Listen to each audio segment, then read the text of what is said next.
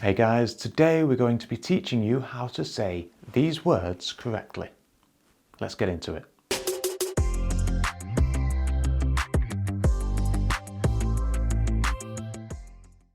Hey, I'm David Harling, and today we're going to look at 4 words that are very similar. Our first word is quit. Quit. To quit means to stop doing something. So for example, you might quit your job. It means you permanently leave the job, you will not return. Or you might quit smoking. It means that you choose to permanently stop smoking. So that word is quit. But what happens if you add an E to the end of the word? Well, then the word becomes quite. Quite. So that I sound in quit becomes an I sound. Quite. Quite. Now, quite is a degree adverb, and it would take a whole video just to explain the different ways we can use this word. But for the sake of this video, we will simply say that the word quite means to a fairly great extent. So if you're talking about the weather, as we Brits tend to do quite a lot, you could say, it is hot outside. But that's not very descriptive. So you might want to add an adverb of degree to say how hot the weather is.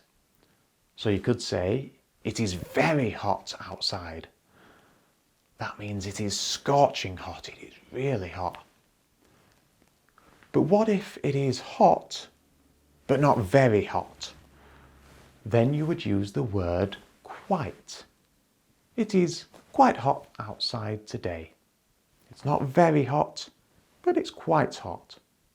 So the word quite indicates that something is the case to a fairly great extent. It's quite hot. It's quite noisy. It was quite a busy day at work today. So we have quit and we have quite, 2 very different words that have a similar sound. Now the third word we will consider today is quiet. Quiet. So it's almost the same as quite, but the last 2 letters are switched around. So instead of quite, it is quiet. Quiet. Now I have a 2-year-old daughter, so I have almost forgotten what this word means. Quiet means making little or no noise. So for example, you could say, I bought a new car and the engine seemed so quiet. The city centre during the COVID lockdown was so quiet, I've never seen it so empty. And our final word that we're going to look at today is quote. Quote. Now I'm including this word since it came up with one of my students during a lesson last week, and he had not heard of it in a business context.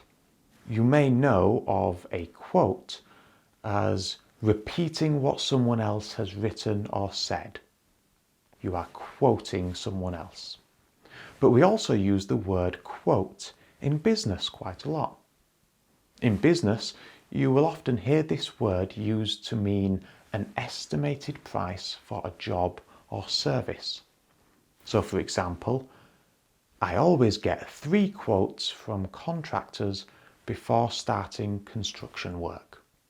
It means I get 3 estimates of price from 3 different contractors before agreeing to pay one of them for the work.